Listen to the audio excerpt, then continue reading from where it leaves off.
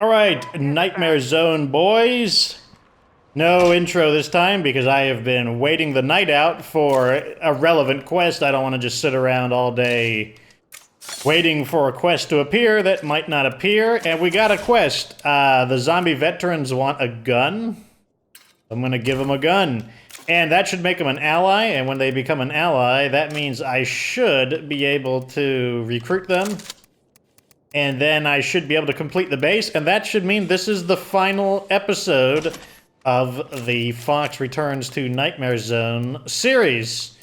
So what I want to do in this episode, in addition to obviously spending the time to build the final building upgrade, is let's recap the things that you want to know in order to survive in the Nightmare Zone. So I suppose the first thing that I would want you to know, or remember, is that no amount of tutorials can really prepare you for Nightmare Zone. You know, it's something that you just have to experience. It's a lot like jumping into a pool of, you know, not cold water, but, you know, just jumping into like a swimming pool. It's chilly. It's not necessarily freezing cold. Just in the same way that Nightmare Zone is far from the most difficult game or game mode I've ever played, but it's chilly. And you know, you can learn about it. You could be, oh, it's going to be cold, it's going to be chilly, it's going to be, oh, it's icy, oh my. You can hear about it all day, and you can watch other people jump in and be like, oh god, it's cold. But in the end, none of that can completely prepare you for what it's really like to play in Nightmare Zone. You just have to get in there in the end and start getting used to it. And, you know, are you gonna go in and die? Probably. I would say most people probably go in and get zoned completely. But, that's okay. You know, like, there's no reward for beating Nightmare Zone on your first try. And looks like, I think I'll just drive along the road, to be honest, since it's nighttime.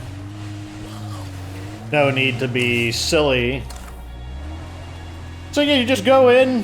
Maybe your community gets wiped out, maybe you don't. One guy, he beat it on his first try, although 10 of his community members died, but who cares? He beat it. Other people beat it after 3 of their communities got wiped out. Who cares? He beat it. That's the key, is that in the end, you just gotta kind of jump in there and get used to it. Now, that doesn't mean that guides and whatnot are worthless, since they often remind you of things that you forgot, or they give you ideas you hadn't thought of, but the guides and tutorials are not a replacement for getting in there and just getting used to it. So that's the first thing that I want people to remember. The next thing I want people to remember is that game knowledge trumps mechanical skill. And what that means is mechanical skill refers to your basically your action game skills. How good your accuracy is, how good your ability to dodge attacks, you know, how well you can track the enemies that are surrounding you so you can, you know, attack and then dodge, etc. Your knowledge of the game's mechanics is more important than your accuracy, and I can attest to that because I have what I would consider gamer average skills, so average level mechanical skills for someone who plays on a regular basis. I'll always use Halo as an example. Halo Competitive has several leagues. They've got Bronze, Silver, Gold, Diamond, Onyx, and then the top 200 Onyx players are the champions of the playlist. And I would say my current level of accuracy is that of upper silver or lower gold, and that is just normal. The average accuracy you would expect of a typical Halo player, like nothing. Casa su casa, or whatever. Here we go. Give him the gun. Be okay after all. Catch you later. Now they will become allies. A friendly face. And I'm just going to take her, because why not? So, we want you on our team. Them, not so much. Alrighty. So we got our new person. I'm going to head back to base and warp them in so that they don't get caught out in the open. Someone always tells me, oh, you should drive them home. They won't let you drive them home. They will walk home. If they allow you to drive somebody home, it will create a quest, and it says take them home. So we'll just have to beat them there, which won't be hard since I have a car and they don't. And since I'm far away from them, it won't initiate combat. But yes, so, yeah, I have average shooting skills for a video gamer. And, that just goes to show you don't need to have elite shooting skills. I mean, if you have bad mechanical skills, that could be a problem. Like if you can't pull off your shots ever, or rarely do you get good shots, that could become a problem, in which case, sure, you'd want to practice on the lower difficulties until your shooting skills are at least normal. Not even good, just normal. But that's not what's really important in State of Decay. It's more about knowing the game systems, more about knowing the game mechanics. Where I want to go? Yes. So if you're wondering, why do I gotta check my map all the time? It's because I'm not thinking about where I'm going. I am just passively driving. I'm thinking about talking, not driving. Which is why I'm likely to crash into things. Which is why I'm also driving in the middle of the road. The next thing is, when you get into Nightmare Zone, a lot of people are like, oh, but you have to move really slowly and quietly. In the beginning, yes. Basically, the weaker you are, the slower you have to go, which, I mean, I think that makes sense. Until you get really good weaponry, until you've got, like, a good base defense with 50 caliber weapons or other similar quality weapons.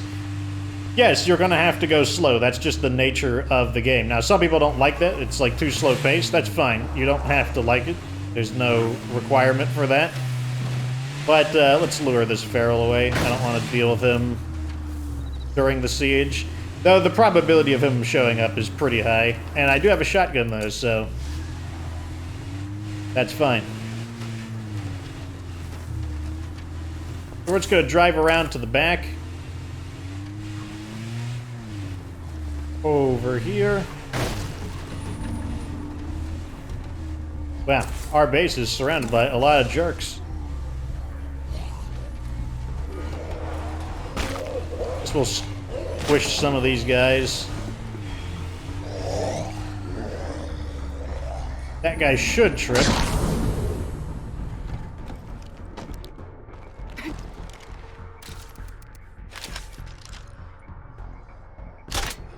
Don't breathe any of that.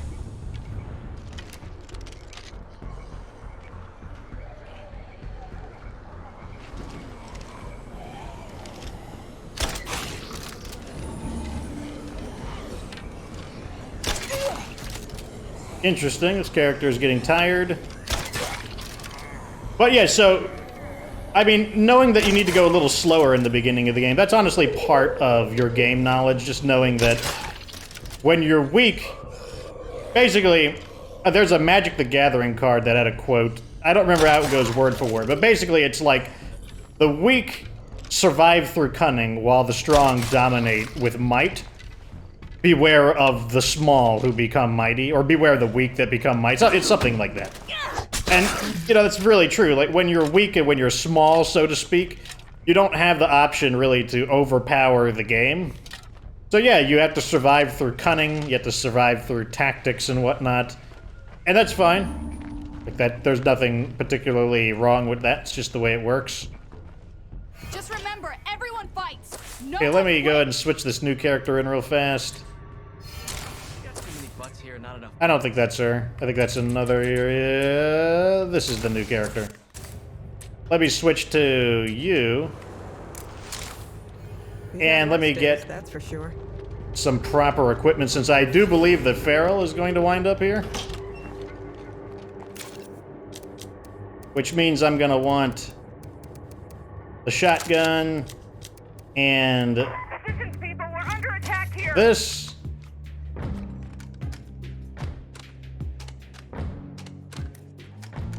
Which will take a bajillion years to reload. This is my last magazine. And then I'll Zombie, not too far away. bring some of these, I guess. Ah, yes, I have that skill on this character. All it's gonna take is a good screamer to scream, and then we should wind up with the feral visiting us. Once again, that's game knowledge.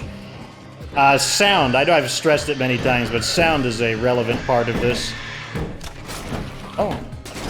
A good shot. That won't work. Oh, I don't have... I keep forgetting I don't have maximum in. Quickly get rid of that armored zombie.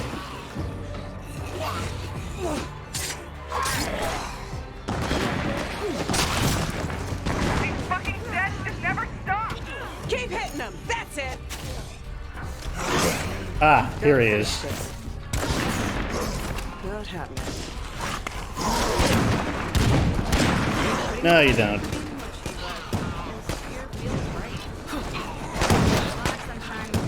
Okay, where's my... You just burn some of these guys and thin them out a little bit.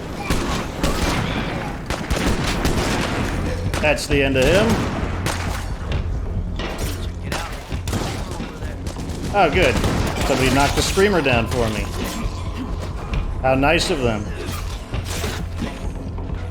Of course, I forgot again that I don't have the ability to execute zombies from standing. We're not letting these undead bastards win. So serious.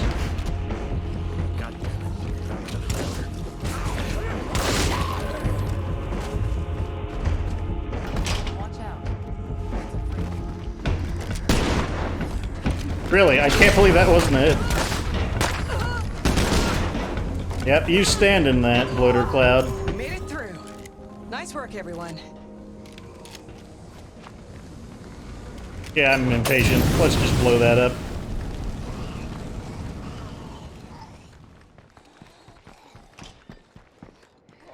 Okay.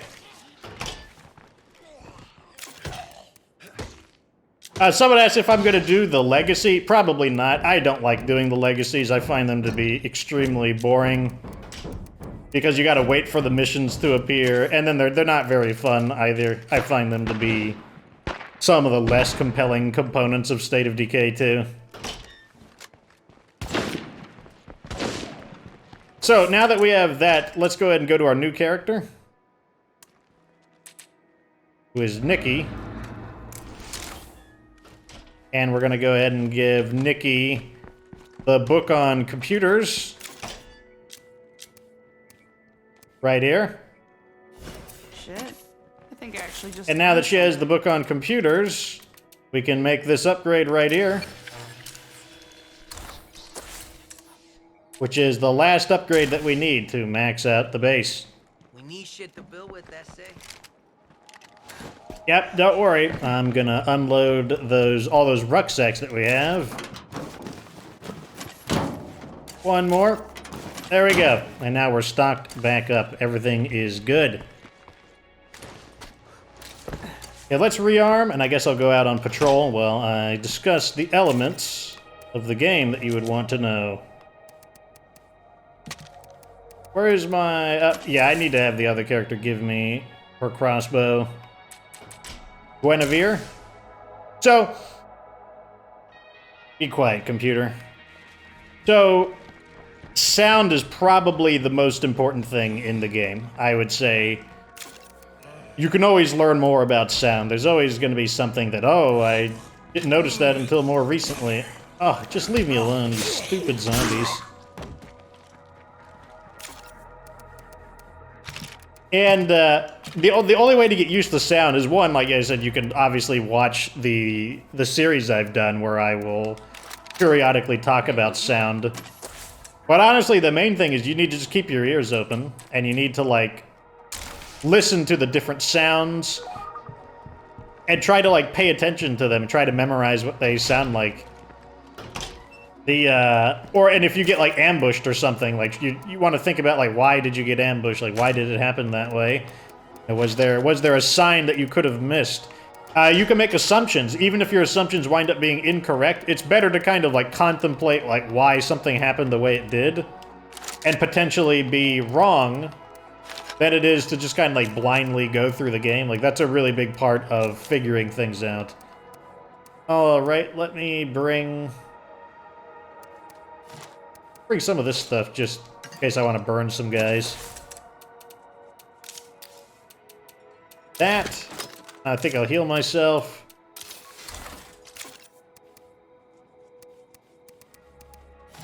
Perfect. Let's get one thing straight. Red Talon is not your friend. They aren't interested in saving us, only in making themselves more powerful. They can only keep selling order as long as there's chaos. Streamer? That'll shut it up. So, in addition to sound being really important, one of the things you want to learn to do, I think a lot of people, because they play on, most people play on Standard Zone at first, you start to get kind of accustomed to that the enemies don't do that much damage, or, you don't have to fight as many freak zombies. And I think one of the things that people aren't used to is being forced to use less than the best weapons in the game. Like, if you remember, a good portion of the game, I was using the simple Model 870 shotgun, which was a perfectly good weapon for killing the ferals in the beginning of the game, which is a pretty big deal. You want to make sure you at least know how to use the various weapon types.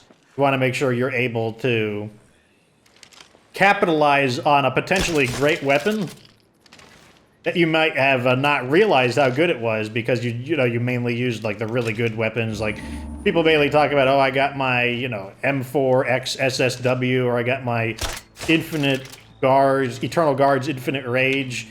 But what about the simple Model 870? What about that Hunter's Model 70 I found? I think that's more of a mid-quality weapon. But nevertheless, like, that was a really, really good weapon. And I specifically bought it from a trader. Like, I recognized its value as a weapon to hunt down the ferals with. And that's really the key right there, is you need to be able to familiarize yourself with several relatively common to somewhat common weapons to use until you find a better quality We've got weapon. a lot of infestations around. I don't like it.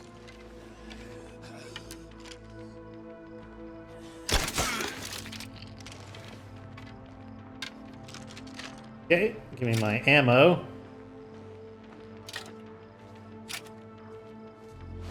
Another thing is resource prioritization. I do get comments where people say, what resources do I want? And the answer is typically fuel. Fuel is really, really good because as long as you got fuel, you can drive. And as long as you can drive, then you're fairly safe. Not completely safe, but fairly safe. And if you have fuel, you can get the other resources. That said, another really important resource are parts and some of the knowledge of mechanics, because that's what you need in order to repair your vehicle. That's really what you need. You need parts and fuel. If you have that, you can keep your vehicle maintained, you can drive around at will, and by being able to do that, you can... There's a bloater right there. Bloater, give it space. You can get all of the other resources as long as you can drive around safely. And the reason why you do need to repair your vehicle isn't just because you need to reuse it. You never know when, out of nowhere, and then there's 3 ferals, and because there's then 3 ferals, you need to jump in your car. And if a feral jumps on the hood, they'll beat the car up pretty fast. I mean, you can still get them off if you bump into an object, but if you're not keeping your car in at least okay condition, then there is a good chance that your vehicle will then catch on fire, and then you could be in trouble, because then you gotta get out. Like, 3 ferals aren't a big deal if you can run away, but 3 ferals are a big deal if you have to get out. And that goes to the next subject, which is going to be what skills do you want to bring. So when I did my original Nightmare Zone blind playthrough, I just took 3 random survivors. I didn't think about who I wanted to bring. That is not something I would advise doing unless you're just looking for a little bit of extra challenge. But I would definitely say you want somebody with knowledge of mechanics. You want somebody with knowledge of gardening. Some people say they could, they could find gardening pretty easily. If you can do that, then yes, feel free to skip gardening as an initial pickup, but you're going to want gardening. You're going to want a way to stop the food loss, because remember, in Nightmare Zone, people eat 1.5 food per day. And after that, I would say the next ones would be chemistry is a good option, because you can move into either knowledge of munitions, which helps you maintain your ammo supply. You have knowledge of pharmacology, which, is that needed for? Yeah, you do need knowledge of pharmacology to make strong painkillers. So that's obviously, so chemistry is a really good third option. And, or it's another good second option. Then there's also medicine. No, yeah, that was the third option. Medicine is also a pretty good one. If you're trying to create this exact setup that I'm doing, remember that the level 3 infirmary does require the knowledge of medicine. But in order to complete the setup, you do need the knowledge of pharmacology to make the strong painkillers, so you do need basically chemistry and medicine to do it. So if you're confident that you can find a gardener, what you could do is mechanics, chemistry, and medicine. Some people like to do computers so that they can assuredly get themselves to level 3 on what we're doing right over here. Getting our command center to level 3, but I typically don't go for computers just because I don't like to keep my computer guy. Normally I kick them out. I just want them to upgrade the computer to level 3, and then I wind up booting them out, which is why I typically don't start with knowledge of computers. But, you know, I understand why people want it. You know, they like to get it maxed out. They like to get to their 5 to 6 outposts. So that's also an option. But I would say for sure, you definitely want knowledge of mechanics. Because you want to be able to build those repair kits. Sometimes you'll get lucky and you'll just find a bunch of repair kits, but I've had it both ways. I've had times where I find a lot of repair kits, and I've had times where I don't find any repair kits. And another reason why, you know, I would say you probably want knowledge of mechanics anyways is because then you can get knowledge of auto mechanics. And remember that knowledge of auto mechanics has some benefits. Not only can you make some of the new and improved Apocalypse vehicles, but the person who has knowledge of auto mechanics, they do get a bit of fuel efficiency, and they do get the 50% vehicle stealth. Not as good as knowledge of driving, because driving gets the much higher fuel efficiency, and I think it also gets durability as well. Like, I think a driver gets, their vehicle doesn't take as much damage. But that's another really good option. And, yeah, that's basically what you're trying to do. You want to be mindful of the sound that you're generating. Practice with some of the lower quality weapons. You know, if you're not comfortable with it, go into standard zone. Try out a shotgun. Try out a bolt-action sniper rifle. Just, you know, pick off some zombies. Take out a feral. Like, you want to have your options available to you, because you don't. A lot about Nightmare Zone is learning how to make the most out of what the game randomly gives you. And honestly, it's more than that. That's the essence of survival in general. A really big part of survival games is just learning how to deal with what you've got. Being able to squeeze the most out of what little you've got. Like how to make the most out of the minimum. Like, that's a really, really big part of what it means to play a survival game. And that's honestly one of the things I find the most fun. That's why I like starting fresh starts, because I just think more. It just makes me think more about what I'm doing. It makes me have more of an appreciation for the game mechanics. And in the end, we still got some decent quality weapons. I got the 50 caliber weapons. I got that, you know, that Kodiak XL shotgun. Let me think about the base right here. Yes. You're definitely going to want, obviously, a trader. You want... That trade depot is probably the best building in the game. You know, it's super, super powerful. A builder is also really good. Like, right over here, we had the keg cooperage, but we definitely could have dropped this area for a sniper tower. I decided to keep it in order to use the material reduction. Like, if we look over here, we would be losing... one up. We would be losing 5 materials a day, but you see that keg cooperage plus 5 a day. The keg cooperage cancels all of our material maintenance costs.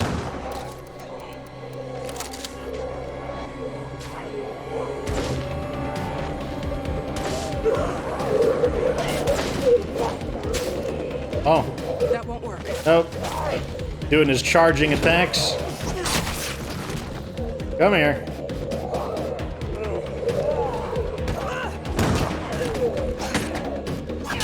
So right there, I thought I heard a feral for a moment, but I'm unconfirmed. I heard like someone go... So that kind of put me into like an alerted mode, but at the same time I wasn't completely confident. It could have been another zombie making a similar noise. But like I said, I'm listening to the sounds. Listening carefully for any hint as to what's going to give me a clue as to what I'm going to be dealing with. But yeah, once you can get this up and running, your good old trade depot, I showed you how you can gain a lot of influence, and I also showed you how you can use your influence to get just about anything you want in the game, and why influence is so powerful. A lot of people view influence as just something that you need to spend to establish an outpost, or something that you need to claim a base, but influence is just everything. It influences everything in the game in a money form. It's literally just money. You know, you want a TV, you know, you pay money. You know, you want someone to mow your lawn, you pay money. Money is it's a stand-in for labor and time, just like influence is. Influence is whatever you can think to make out of it. That's what makes influence the most powerful resource. It's why the trade depot is so powerful. And hopefully this shows you that you don't need DLC. Like, I recommended against most of the DLCs. The only DLC I recommended was the Independence DLC, and I did this without the Independence DLC. I didn't lean into any of the DLCs, I don't believe. The only ones I used were the free updates, so they're not the paid DLC like the scent block and whatnot, but that's not, I don't even consider that DLC. I just consider that a baseline part of the game. I don't even think I really even leaned into the bounty broker. I was originally thinking about doing some bounty broker weapons, but I don't even think we have any of those. Like, let me see. What do we got here? Any bounty broker weapons? No. No. What about on my characters? Yeah, I don't think we have any bounty broker characters, or any bounty broker weapons at all. Yeah, that's the B50FG. Definitely get your hands on a... And also, like, don't think the B50FG is the only good weapon. Like, this M99, even though its magazine is rather small, it is only 3 rounds. It's still a 50 caliber weapon. It's still going to help you deal with the juggernauts and the armored zombies, because the 50 caliber rounds ignore the armor of a armored zombie. So always grab them, and they're cheaper too. Like the M99, I think it's like 350-ish influence. The Timberwolf, a little harder to find, but it's like 1,000 influence. It's still worth getting. It's got 4 rounds in the magazine instead of the more massive 5. But it does have the silencer on it, which makes it a little bit better. Yeah, this is a SP5K custom. That is not a bounty broker weapon. Why is it taking my character? Yeah, nothing there. What about you? The R12 import, nope, that's a normal weapon. The C1 Ursus, a normal weapon. Yeah, so we didn't even use, so this one you see the quietness is at a 0. So the Timberwolf is slightly more quiet. It's still super loud though. Don't think that just because it has a silencer on it, it isn't going to be like massively loud. Let's look at the skills that I've got. So over here we, probably, if you're going to take skills, I like Marathon is fine. There's nothing wrong with Marathon, especially if you have stealth. But I think backpacking is a really good skill. For discipline, or I mean for wits, I like resourcefulness. I like, that's probably my favorite wit skill. I also like scouting. Scouting is really nice since it gives you those eyes on the back of your head. Stealth, I would recommend having 1 stealth character. 1 or 2 stealth characters I think is really good because they become your best looters because they can quick loot. And for fighting, I think all the fighting skills are good except for endurance. I'm not a big fan of endurance. And then the only shooting skill that I think is really good is gunslinging, though like weapons handling's not bad either. But I definitely would say try to get gunslinging whenever possible. What do we have over here? Nothing of note, nothing of note. So yeah, over here we had stealth and marathon. This is a pretty good combo. Weapons handling, you know, like I said, just choosing what I would consider some of the best skills. Close combat, this is a really good combo right here. Because close combat means you can reduce your weight to make marathon a little easier. I never took advantage of that too often, but that's because, like, I just don't do it too often. Acrobatics, I don't like that skill. I think it stinks. I'm not crazy about discipline either. Like, the durability is okay, but it's just never something that I feel like is... I would much rather have resourcefulness over discipline, basically. But it's not the worst skill. And the light carry capacity can help with marathon, but I would much rather have marathon and stealth. Assault stinks. I would never choose that unless I had to, or if you're just doing it just to see what it's like. What do we got over here? Nothing of note. Fighting skill. Not a single... They never give me striking. People ask, like, why don't you pick striking if you love it so much? They don't give me the option. I would pick striking if they gave me the option. Nothing of note here. Powerhouse, there you go. That's a really good one. I didn't get to use it too much, but then again, I didn't get to fight the one-on-one ferals as frequently as I can remember. Swordplay, perfectly good. Obviously, I'd prefer gunslinging over sharpshooting. And then you've got scouting. Like, those were all... Wait, scouting has a gun durability loss per shot? I don't remember that. Gun durability loss... Is that a new... I'll have to double-check my own... I'll have to double-check my own guide to see if that's a feature or if they added it to it, because I don't remember that. They may have added it, because like I know a lot of people don't like scouting because its effects are very passive.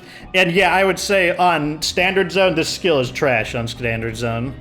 But on Nightmare Zone, where seeing the enemies at that 45 meters, that does make a difference. Like when you hear when a loud noise occurs and you're like, okay, what direction are those zombies coming from? And you can see them on the map heading towards near you, you can start evading them ahead of time. It makes a really, really big difference. And that's it. I think that's... Let's log out with one of our iconic characters, with our leader. Let's log out. Of course, we have a problem over here. We need to dismiss a quest. Just like that. We never did finish that quest, did we? That's perfectly fine. And I'm going to get rid of this quest as well, because I don't care about new beginnings. I got an idea that might help us out. There we go. Hey, listen, we need medicine. So, here is the ultimate question. And the ultimate question is, what do you want to see? Do you want to see... Because I'm going to take a break from State of Decay 2 for a bit. How long? I'm not sure. Like, I'll take a break for a little while. Then I'm going to come back again as Fox returns to State of Decay. A lot of people are saying they want to see Heartland. I know a lot of you guys, I get about 2,000 viewers, but I don't get 2,000 votes. Like, this is your chance to control what State of Decay content you see. So, in the pinned comment, do you want to see, when I come back, return to Heartland? Because I told you that you don't need to buy Heartland and play it yourself to get the story. I'll play it for you guys. You guys can even tell me what you want me to do in Heartland, and I'll go do it to investigate the story. Or alternatively, we can do another Nightmare Zone start, probably in Drucker County next time. Because people are always telling me, oh, I want Drucker County, I want Drucker County, I want Drucker County. So, that's what's going to happen. How long am I going to take a break? I'm not sure. Obviously, if the channel starts like, oh my god, like, everyone's leaving, then I'll probably start it earlier. That doesn't mean you should, like, leave to, like, encourage me to start earlier. Like, that would not be very nice. But, who knows when I will start it. I don't like to run 3 ongoing series at the same time, and right now we're kind of doing that. We've got Journey to Savage Planet, Battletech, and State of Decay, so I might start another State of Decay after I do Journey to the Savage Planet, or I might take longer. Like, I've been playing this game for 1.5 years. Many of you new guys, you just started playing. I've been playing this since basically day one, and I've been playing pretty much daily on Nightmare Zone since the first day. Like, this is the first time where we've been doing more of an every other day thing, so And because the game updates, they don't change State of Decay very much. So I'm still basically playing the same game. Now, even if I'm taking a break, if another update comes out and there's some intermissions to do, I'll absolutely drop what I'm doing and include some intermissions. But that is the end of this playthrough. I hope you learned something. I hope you enjoyed this return to State of Decay 2. I will always, even if a new game eventually replaces State of Decay in a more permanent way, I will still come back and play State of Decay periodically. When State of Decay 3 comes out, absolutely, you can expect to see me on State of Decay. If a DLC were to come out, and I found another big game for the channel, I'm still going to come back to State of Decay. So, just because I'm taking a break does not mean that, oh no, that's the end of State of Decay content forever. It's not. But let me know down in the comment section, what do you want to see? Do you want to see a return to Heartland, where I'll go back in, we'll talk about the story. I'll probably critique Heartland as well, like what I like and what I don't like about it. We could see that a second time. Or we can go back into the Nightmare Zone again, probably to Drucker County, but if you want me to do Cascade Hills, I can also do Cascade Hills. But, once again, thank you for watching this pretty lengthy playthrough of State of Decay 2. That is going to be the end of Fox returning to the Nightmare Zone. And that's also the end of this community. They are going to get deleted because I need the save file. So vote down in the comment section. Thanks for watching. Like this video if it was entertaining. Let me know if you learned anything. I definitely like to hear that. And of course, subscribe for future State of Decay 2 content. And remember that you don't have to be good. Oh, did you think that was the end? I might not have very many supplies, but there's no way we're gonna go out without having a bang. A much smaller bang than we have in other episodes. But we do have to celebrate, at least in some way.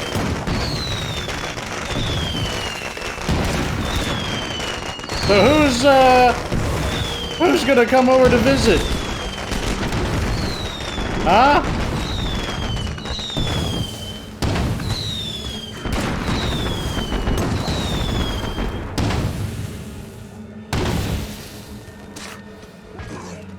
Oh, I hear a feral. Oh, wow. He's getting the crap beat out of him. Everyone just beat the crap out of him. No, don't just stare at him. Help me beat him up. Yeah, that's there we go. Okay. I guess I could also do that. The ammo trader. I invited the ammo trader to help out in the celebration. Oh.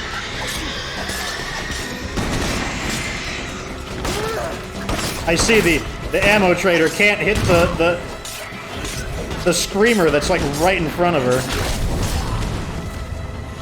Oh god.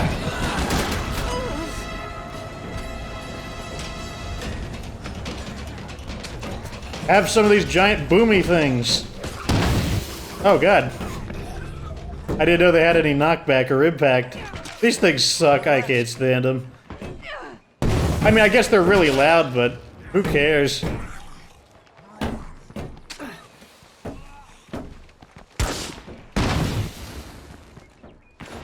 Really? Is that it? You guys stink. That's all you guys got. You used up all your energy on that one attack. Okay, clear. Wow, that did not go nearly as far as I thought it would. Let's try this again. Oh god, was that a direct hit? How about these guys over here? Oh! I never once doubted that would work. Your armor wasn't quite as good as you thought. What do we got over here? Oh! Oh. Friendly fire is plenty friendly when it gets the zombies off of you. What have we here? That'll shut it. Ah! The screamers, I think, is what they were. Yep. May they have their... I guess they're not a quartet, because there's only 3 of them. But I can't think of anything clever about 3 screamers. Really? That's all you've got. That's it. That is the weakest attack. I can't believe it. Not even a juggernaut. I was hoping to blow a juggernaut up.